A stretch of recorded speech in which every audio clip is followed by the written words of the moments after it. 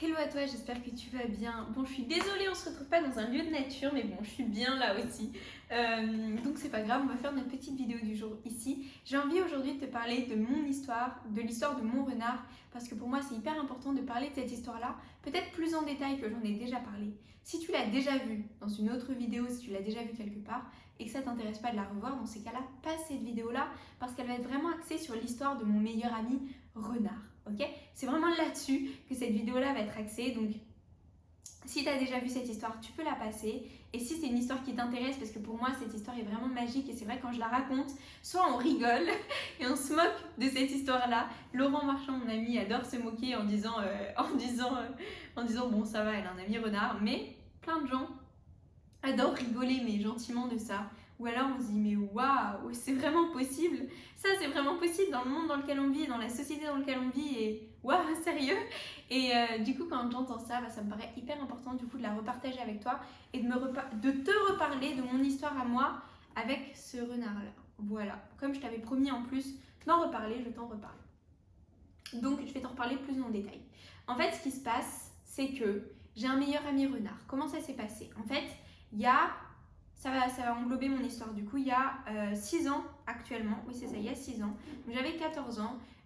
J'ai eu un moment de trouble en fait, parce que j'ai dû choisir à ce moment-là entre plusieurs lycées et j'étais totalement perdue parce que à ce moment-là, il y a eu un truc qui a décroché à l'intérieur de moi parce que je savais que j'étais là sur Terre pour aider les animaux, mais en même temps, depuis toujours, en fait, je rêvais de travailler dans la police et de faire des enquêtes. Et en fait, le fait que je ne sache pas comment combiner les deux ensemble a tout fait péter, vraiment. En fait, si tu veux, j'avais réussi à dégoter un stage dans la police qui fait des enquêtes. En gros, j'avais eu un stage là-bas et c'était énorme. J'ai passé 2 semaines de feu et de joie, mais incroyable, vraiment, j'ai adoré. Les 2 derniers jours, j'étais en pleurs. Et personne ne comprenait pourquoi. Mais personne, même moi, je ne me comprenais pas. Tout ce que je sais, c'est qu'à ce moment-là, j'avais un carnet, j'avais 14 ans, et j'écrivais dans mon carnet, je ne comprends pas, je sais que ma mission, c'est d'aider les animaux, et je ne sais pas comment relier le fait d'aider les animaux à la police. Donc en fait, à 14 ans, j'avais conscience de ma mission, et j'étais perdue parce que je sentais que la police, c'était une passion, et c'était pas ce pourquoi j'étais sur Terre. Et à ce moment-là, bim badaboum boum boum, tout s'est effondré, et 2 mois plus tard, je me suis retrouvée sur un lit d'hôpital, en réanimation pédiatrique. Voilà, parce que simplement j'étais totalement perdue et je ne savais plus où était ma place. Je me retrouve là-bas, je passe 3-4 jours, je pense, à l'hôpital, déprimée au début. Forcément, quand tu es fan de la nature, d'être avec tes animaux dehors et que ton poney te manque par exemple, et que tu as envie d'être avec lui et que tu te retrouves enfermé entre 4 murs, il y a un truc d'un coup d'un seul qui pète. Tu te sens vraiment pas à ta place, tu te sens super mal et tu te sens juste totalement perdu. Et j'avais juste envie à ce moment-là de tout exploser. 4 jours après, ma mère arrive, parce qu'il faut savoir que dans le cadre dans lequel j'étais hospitalisée, donc pour anorexie, c'est des conditions, mais on pourrait dire très très très restrictives. C'est-à-dire que je suis enfermée dans une chambre, j'ai pas de téléphone, il n'y a pas le droit de visite, il n'y a pas le droit de voir des amis, il n'y a le droit à rien, il n'y a pas de connexion Wi-Fi, enfin bref, c'est en gros une prison. Tu te représentes une prison, c'était là-dedans dans laquelle j'étais, alors que moi, mon habitude c'était d'être dans la nature en fait, avec mes amis, les animaux, avec... voilà, bref. Donc en fait, je me retrouvais enfermée dans une prison. Ma mère avait quand même eu le droit de venir me voir pour m'apporter des affaires en plus, je crois, parce que c'était la première visite, juste pour m'apporter des affaires, pas longtemps après. Elle arrive et elle me dit, j'ai croisé quelqu'un dans la rue ce matin et cette personne-là m'a dit qu'elle faisait de la communication avec les animaux. Et elle m'a dit qu'il fallait que je te transmette, qu'il fallait que toi aussi t'en fasses. Et en fait, c'est très simple, il suffit de respirer et de se connecter à un animal. Et moi, à ce moment-là, je me suis dit, ok, bon, j'y croyais pas. J'y croyais pas du tout à ce moment-là. Je me suis dit, ok, bon, oui, ok. Mais je me suis dit, bon, t'as que ça à faire, hein. T'as pas de connexion, t'as rien.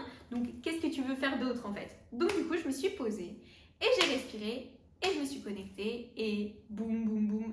1 milliard d'informations sont arrivées à ce moment-là. Plein d'informations sont arrivées. Et là, je me suis dit, mais non, c'est pas possible. Si je suis capable de me connecter avec les animaux, et si ça c'est vraiment possible, mais je vais faire plus que ça de ma journée. Et là, c'était plus qu'une passion que j'ai trouvée. C'est une sorte de feu intérieur qui s'est réveillé, et j'ai fait que ça, que ça de mes journées. Je me couchais le soir, je faisais ça toute la nuit, toute la journée, tout le temps. J'ai acheté tous les livres qui existaient sur le sujet. J'ai pris des cahiers de cours Oxford et mes cahiers de cours de connexion animale, j'avais même caché des livres parce que j'avais pas le droit d'en avoir. J'avais caché un téléphone qu'on m'avait ramené pour que je puisse commander mes livres sur Amazon et que mes parents, quand ils venaient en visite, me les ramènent parce que sinon c'était la fin pour moi en fait. Vraiment, j'aurais lâché s'il n'y avait pas eu la connexion avec les animaux. Ça me permettait de me connecter à mon poney, de savoir ce qu'il faisait, de savoir comment il vivait, de sentir qu'il était là près de moi et à tous ces animaux qui étaient là autour de moi. Après, ça, la première hospitalisation, ça a duré à peu près 3 mois. Donc après ces 3 mois, je rentre chez moi, je retrouve mon poney, ma petite vie, etc. Quelques jours après, 3 jours après, j'étais dehors, pas très loin de chez moi, à 10 minutes à pied, de chez mes parents. Du coup, je rentre avec mon poney et à ce moment-là, j'étais en train de le faire brouter. Mon ami est parti et je me suis retrouvée seule à seule avec un renard. Un renard qui était là, face à moi, qui me regardait et qui semblait avoir envie de me dire quelque chose. Et je me suis dit, ok, il a tourné autour de moi pendant 1 heure. Pendant 1 heure, il est resté autour de moi à tourner autour de moi. Et j'ai trouvé ça vraiment fou. Je me disais, attends, un renard qui tourne autour de toi. Et il restait juste à 1 mètre en plus devant moi. Donc je trouvais ça vraiment totalement fou. Tu vois, donc je sentais en plus qu'il y avait un lien particulier avec ce renard-là. Et comme j'étais un peu débutante en communication animale, bon, débutante moyen, parce que j'avais épluché tous les livres déjà. En 3 mois, c'était bon, je les avais presque tous lus, tous ceux qui existaient à ce moment-là. Donc moyen, sachant que j'en faisais 8 par jour, mais bon. Du coup, j'ai décidé de me connecter à ce renard-là. Et je lui ai dit, si je suis connectée à toi, est-ce que tu peux revenir? Parce qu'il avait disparu. Et boum, il revient, il s'assoit juste devant moi. Et je me suis dit, ok, bon. Qu'est-ce que je fais? Donc j'ai passé du temps en fait juste à l'observer, à me dire mais c'est pas possible, je suis dans un rêve, pince-moi, non, je suis éveillée, tout va bien. Et au bout d'1 heure passée avec lui, je lui ai dit, je suis désolée, il faut que je rentre, méfie-toi des voitures, mais là, demain je vais en cours, donc il faut que je rentre, je peux pas rester là, on m'attend à la maison, donc je suis désolée, et juste méfie-toi et on se retrouve bientôt. Non, je lui ai même pas dit on se retrouve bientôt, je lui ai dit peut-être on se retrouve si tu veux. Bref, je rentre et je vérifie bien qu'il m'ait pas suivi. Bien sûr, parce que je voulais pas qu'il me suive et voilà, je savais dans tous les cas qu'il allait pas me suivre. Donc je rentre à ce moment-là, je rentre chez moi, voilà, je vais me coucher, tout va bien. Le lendemain soir, j'étais pas chez moi parce que j'étais partie dormir chez une amie et à ce moment-là, ma mère qui était en train d'être dans le jardin en fait, elle était devant le grillage et là elle voit un renard qui arrive et qui s'assoit devant le grillage, comme s'il attendait quelqu'un. Et là, il y a eu un bug total dans sa tête parce qu'elle s'est dit, un renard qui attend quelqu'un devant la maison. Et là, elle a entendu Ilana et elle s'est dit que c'était moi qui l'attendais. Et à ce moment-là, il y a eu un bug dans sa tête. Mais ça paraissait totalement en décalage. Un renard qui vient attendre quelqu'un devant une maison. Ok, bon, du coup, j'arrive à la maison et elle m'explique l'histoire. Et je lui dis, ok, moi aussi, j'étais totalement perturbée. Je me suis dit, mais what? Qu'est-ce que j'ai fait pour mériter ça? Tu vois, qu'est-ce que j'ai fait pour mériter qu'un renard vienne m'attendre devant chez moi? Et du coup, le lendemain, j'arrive à la maison. J'étais là, le soir, je sors, comme à mon habitude, tous les soirs. Et là, je le vois, pareil, assis devant le portail de la maison. Et là, je me suis dit, incroyable. Du coup, je suis partie, je suis sortie un petit peu avec lui dehors. Bon, il s'est fait chasser par ma chienne parce qu'il faut savoir que dans toute cette histoire, mes animaux étaient très jaloux de lui. Que ce soit mon chien ou que ce soit mon poney, il s'est fait chasser par mon poney aussi parce qu'ils étaient jaloux en fait, parce qu'ils sentaient qu'il y avait un lien particulier avec ce renard-là et ils ne comprenaient pas pourquoi est-ce que j'avais un lien avec ce renard-là. C'est comme si eux, je les laissais de côté, alors que pas forcément, mais c'est un ressenti qu'eux, ils ont eu, qui est tout à fait légitime et qu'ils ont tout à fait le droit d'avoir. Et du coup, il s'est fait chasser par ma chienne. Et ensuite, du coup, j'ai continué de discuter avec lui, même à distance, et je lui ai expliqué comment aller dans la forêt, parce qu'il me disait que son but, c'était de rejoindre la forêt, et je lui conseillais aussi de rejoindre la forêt, que ce serait mieux pour lui. Donc, je lui ai indiqué le chemin. Le lendemain, je pars en balade avec mon poney, et qui est-ce que je crois sur le chemin que je lui avais indiqué?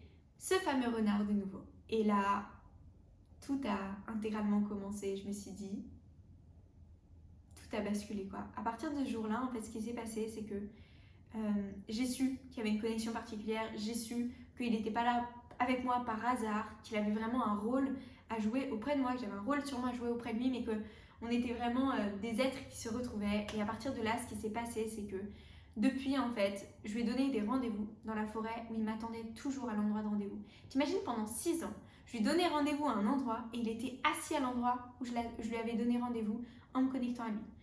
Sachant que c'était des endroits toujours différents dans une forêt de plus de 300 hectares. Toujours un endroit différent, il était toujours là le premier à m'attendre parce que je lui avais dit c'est là qu'on se trouvera, qu'on se donnera rendez-vous. Évidemment, c'était en connexion que je faisais ça. Ensuite, évidemment, on a fait des balades en fait ensemble, c'est-à-dire que je marchais et il marchait à côté de moi comme un chien qui me suivrait, on marchait ensemble, on faisait des balades comme ça. Et des jours, il est revenu me chercher devant chez moi. Je sortais et boum, il m'attendait là et je me disais mais non, c'est pas possible. Même parfois, tu sais, parfois je l'emmenais brouter mon poney et il était trop tard et j'étais épuisée et il me disait, il venait me voir, il venait vraiment me voir physiquement et il me disait c'est l'heure de rentrer là, t'es trop fatiguée, t'es en train de t'épuiser, ça va plus aller, tu vois, donc il faut que tu rentres. Et à ce moment-là, du coup, il me disait ok, bah, je vais te montrer le chemin. Et il rentrait tout seul à la maison et comme je ne suivais pas, du tout, et ben en fait il m'attendait devant la maison, c'est-à-dire que parfois je rentrais une demi-heure, une heure après, et il était là à m'attendre en disant c'est bon, t'es enfin là, je peux partir, je peux rentrer là. Et c'était tellement rigolo et tellement mignon. En fait, ce renard, il y a eu une histoire juste extraordinaire, vraiment. J'ai pris des goûters, tu vois, dans la forêt, je prenais mon petit goûter et puis j'allais goûter avec lui. À des moments, lorsque je faisais brouter mon poney, il était juste devant moi et puis il venait jouer, il s'allongeait, il se roulait devant moi comme un bébé qui joue, comme ça, il se roulait comme ça dans tous les sens pour me montrer qu'en fait on pouvait être heureux. Il courait partout, il me montrait que la joie, c'était la base. Sa phrase préférée, la vie est un jeu, il n'y a pas d'enjeu. Aujourd'hui, c'est ma phrase fétiche. Si tu es dans un des groupes de coaching, tu le sais. Et si tu n'y es pas encore et tu comptes rejoindre un groupe de formation, tu vas vite le découvrir. Mais c'est la vie est un jeu, il n'y a pas d'enjeu. Il était tout le temps dans cette joie, dans cette légèreté, dans cette pureté, dans cette fraîcheur, que c'était juste vraiment magnifique. Et là, c'est qu'une partie minime de l'histoire. Ce qui est vraiment puissant avec ce renard, c'est que j'ai eu encore beaucoup de phases d'hospitalisation. À partir du moment où je l'ai rencontré, tu vois, c'est qu'il y a eu de nouveau en fait ce décalage entre moi, Ilana, qui avec une envie, c'était de faire que de la connexion animale toute la journée, et ce que le monde attendait de moi, ce que la société attendait de moi, ce que mes parents attendaient de moi. Ils pensaient que j'avais des potentiels pour aller à l'école, j'ai une grande facilité en fait en termes de mémoire. À l'école, en fait, j'ai beaucoup de facilité. Donc en fait, ce qu'on attendait de moi, c'est que j'aille en cours comme tout le monde. Sauf que moi, j'étais pas du tout à l'aise dans cet environnement-là et j'étais totalement perdue du coup. Parce que je savais que ma mission, ce pourquoi j'étais sur Terre, c'était pas ça. Et du coup, c'est retombé. Je suis repartie en réanimation. Après, j'ai été hospitalisée 8 mois en psychiatrie.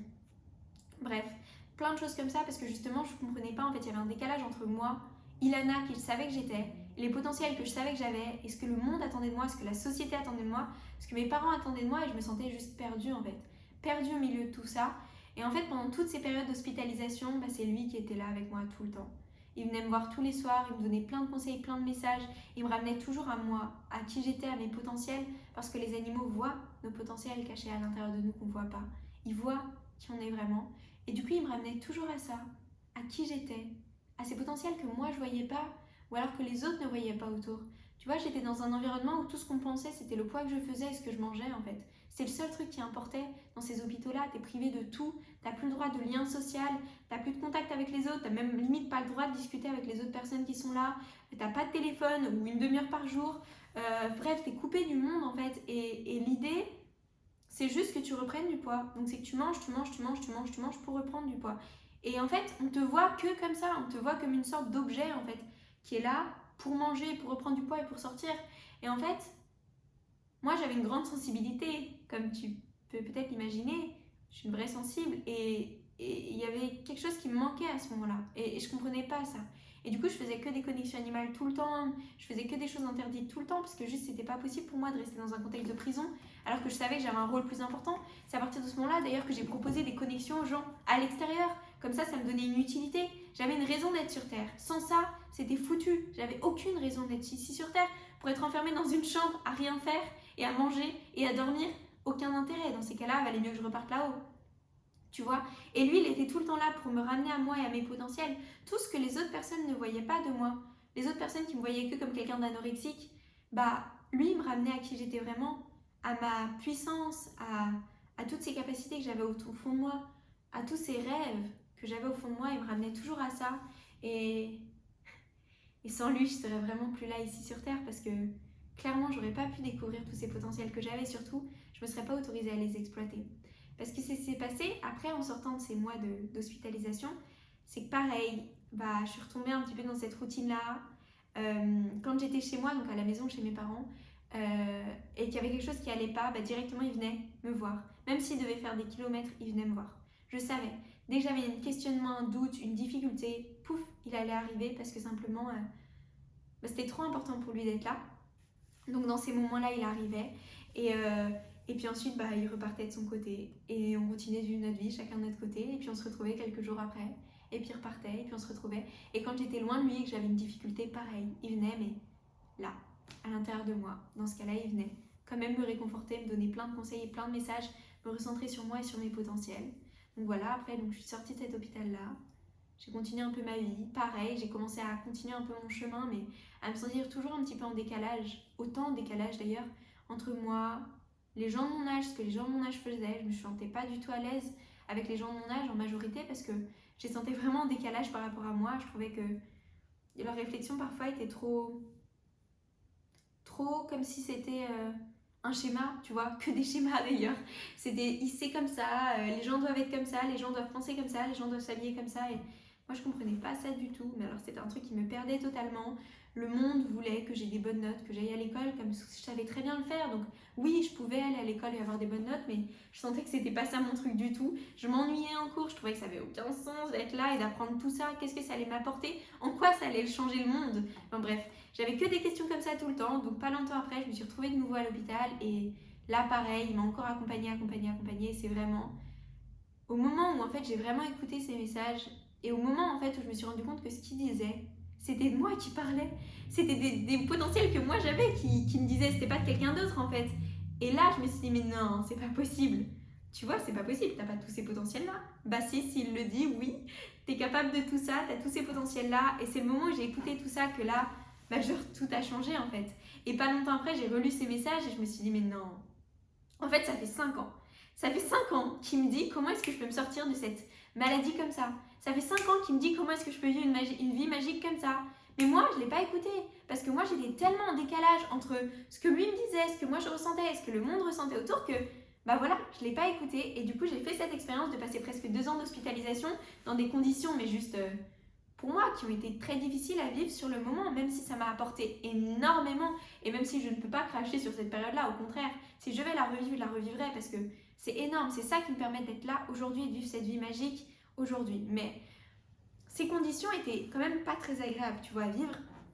Et c'est lui qui était tout le temps là avec moi, à me donner énormément de conseils, à me passer énormément de messages.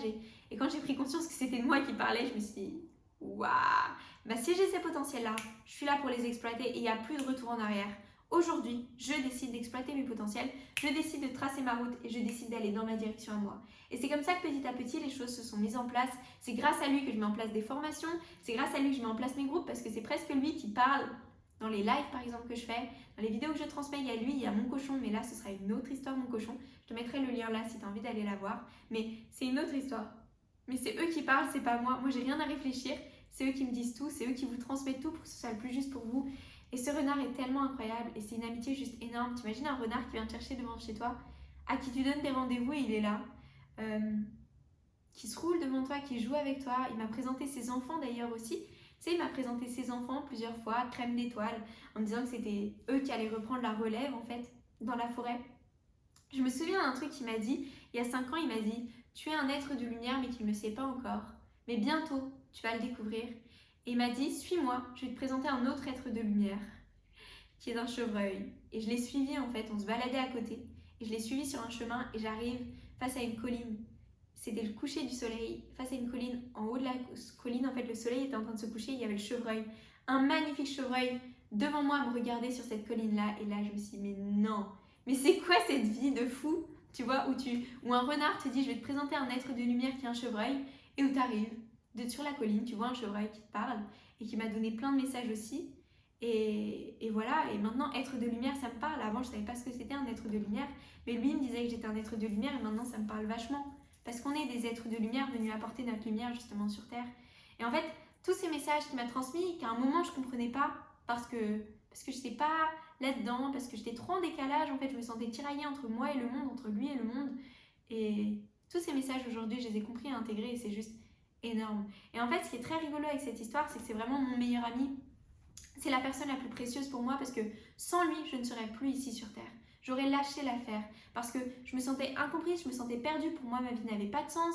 Je me sentais en décalage justement avec le monde et du coup, j'aurais lâché. Vraiment, j'aurais lâché s'il n'avait pas été là.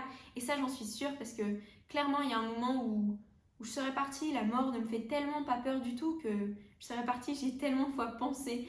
Et j'ai tellement été loin, tu sais, dans cette expérience-là, que j'aurais très bien pu mourir aussi, hein, je le sais très bien. Mais je m'en foutais en fait, parce que comme ma vie n'avait pas de sens, ça m'aurait posé aucun souci. Et c'est grâce à lui en fait que je suis restée ici, que je sais exactement ce que je fais ici, pourquoi je suis là, je connais mes potentiels, je connais ma mission et je sais quel pas faire pour me créer une vie sur mesure. Et c'est grâce à lui tout ça. Et je lui dois tellement, mais tellement, tellement, tellement. Et c'est tellement énorme. Et cette expérience pour moi est vraiment magique. Et c'est vraiment un ami, un membre de ma famille tellement, tellement précieux pour moi, qui a toujours été là, à tout moment, à chaque instant à l'intérieur de moi. Et c'est juste énorme. Et ce qui est super rigolo comme petite anecdote, c'est que j'avais tout le temps mon renard en photo de fond d'écran. Je te mettrai l'image là. Mais je l'avais en photo sur mon fond d'écran, en fait, sur mon téléphone. Et ça me perturbait, en fait. Je comprenais pas pourquoi personne me demandait qui était ce renard. Mais parce qu'en fait, quand c'est un poney, par exemple, si je mettais mon poney en fond d'écran, tout le monde me disait « Ah, c'est ton poney !» Ou « Ah, c'est le poney que tu montes dans le centre équestre et t'adores !» Et en fait, comme c'était un renard, personne ne me le demandait. Et je comprenais pas pourquoi. Je me disais « Mais c'est bizarre, pourquoi est-ce qu'ils me demandent pas ça ?» Et en fait, après, avec le recul, j'ai compris que pour eux, un renard en fond d'écran, bah, c'est pas ton renard. C'est un renard qui vit dans la forêt que tu as pris en photo. Donc ils vont pas te demander qui c'est. Et je me souviens que je trouvais ça tellement bizarre parce que pour moi, c'était vraiment comme mon poney, quoi. C'était deux membres de ma famille, les deux là. C'était mes deux accompagnants, les deux membres de ma famille hyper précieux. Et pourtant, c'était un renard sauvage qui vit dehors avec un mode de vie sauvage que je n'ai jamais nourri, à qui j'ai jamais rien demandé, tu vois, qui était venu me voir. Et c'est vrai que ça me paraissait tellement logique que les gens demandent en fait qui c'est, est-ce que c'est ton renard, alors que personne ne va demander ça, mais parce que cette expérience est totalement folle et cette histoire est vraiment magique. Et je sais que le rôle de ce renard-là d'ailleurs c'était de m'accompagner moi dans cette période parce que grâce à lui je suis sortie de 5 ans de galère et d'anorexie hyper sévère et je suis sortie comme ça parce qu'à partir du moment où j'en suis sortie, je me suis lancée vers mes rêves, vers mes projets. Aujourd'hui je contribue au monde à ma manière. Ce que je transmets transforme la vie de plein de gens. Je vois des gens, mais ça leur change leur vie de A à Z. Et sont tellement heureux de faire les groupes de formation et de se découvrir et découvrir qui sont vraiment leurs potentiels, etc. Que ça change vraiment tout pour eux. Ça change leur vision d'eux-mêmes, de leur potentiel, de ce pourquoi ils sont ici sur Terre, des animaux, du monde, de la Terre. Enfin bref, à chaque fois, je suis hyper touchée de faire ces lives, de permettre aux gens de se reconnecter aux animaux, de les voir différemment, de devenir une voix, un messager pour eux et de se reconnecter aussi à la Terre. Enfin bref, c'est que des choses énormes. Ça a été super rapide après. Et aujourd'hui, je vis vraiment la vie que moi je veux. Il n'y a rien qui me limite, je vis la vie que moi je veux vraiment. Et ça, c'est vraiment magique. Et l'autre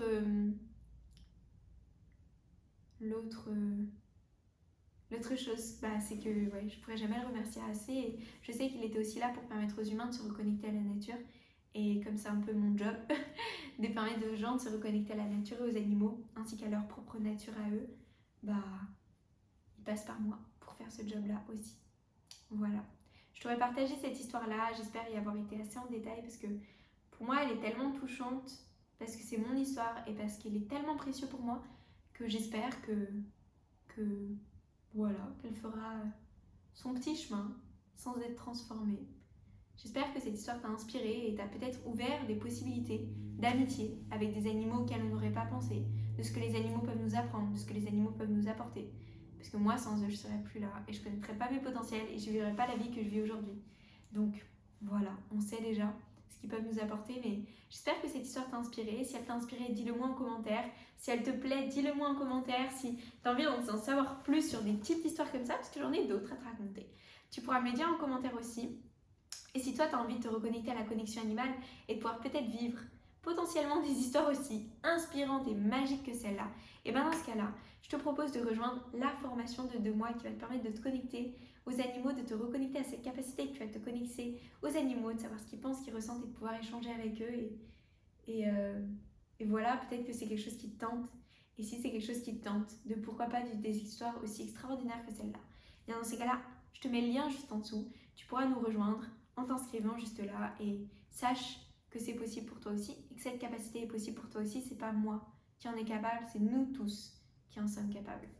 J'aimerais terminer juste cette petite vidéo par la phrase « La vie est un jeu, il n'y a pas d'enjeu » qui est son message et qui est pour moi le plus beau des messages que j'ai jamais reçu. Pour moi, c'est le message que j'ai hâte tout le temps et je pense qu'à ça tout le temps. Sur ce, je te souhaite une merveilleuse journée ou soirée. Je te dis à tout de suite derrière le lien si ça t'intéresse et donne-moi un commentaire, c'est trop important pour moi. Partage cette vidéo si tu as envie de la partager, je pense que ça peut inspirer tellement de gens et changer la vision du monde des animaux que nous en tant qu'humains on peut avoir. Donc partage-la, mets un petit like, mets un commentaire, je compte sur toi, j'ai besoin de toi. Je te souhaite une merveilleuse journée et je te dis à tout vite dans cette vie totalement magique qu'on peut se créer. À bientôt!